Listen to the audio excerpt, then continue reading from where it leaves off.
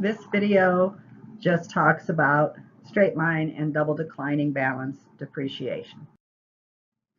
Let's say we buy some equipment for $500,000. We expect to use it for 5 years, at which time it has a $100,000 salvage value.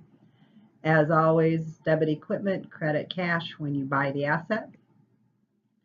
Our original cost is $500. Our salvage is $100. So the depreciable amount is going to be $400. Divide that by the number of years, and so we're going to do $80,000 a year. So with straight line, the only trick is make sure you take out the salvage value.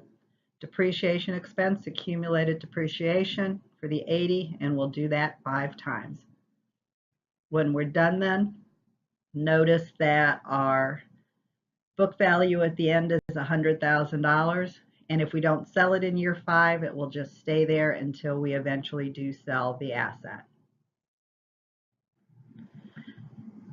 This is the same problem, but we're going to use double declining balance. Still buy the equipment for $500, so debit equipment, credit cash. The issue comes in then when we do our depreciation. We start with $500,000. Notice though my label there is book value. First year it doesn't make any difference, but the book value in year 1 is $500. The double part of double declining balance means you use twice the straight line rate. So you put 2 over the number of years. So 2 over 5, or 40% in this case, is the rate you use. Take that times the 500, and your depreciation expense is $200,000.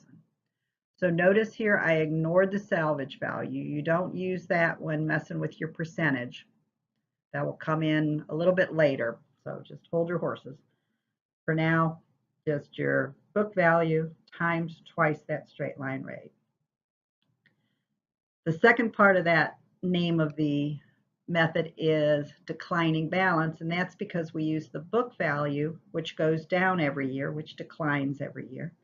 So in year 2, our book value is going to be $300. So 500 minus 2 is the 3.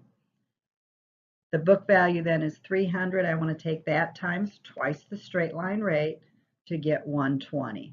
So now you can see where the double's coming from and the declining balance comes from. In year 3, we would multiply by 180. Hopefully you said that. Times our 40% gives us 72. And then in year 4, I've got 108 as my book value. This is when the salvage value comes into play. You don't want to depreciate below the salvage value.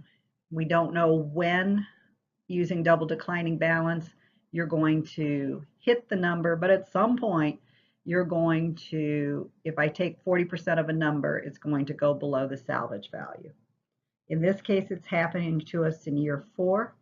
And so we know that we must have to write that down, only $8,000 to get to the $100,000 book value, which is the salvage. So you just plug whatever number gets you to the salvage value. If you look at the little table then, you'll see given 200, 120, 72, and 8, we'll end up with that 100,000, and that will just sit there until we finally do sell our asset. The journal entry for the first year is depreciation, accumulated depreciation for 200. Always use the same accounts, but the amount will change every year and come from our table.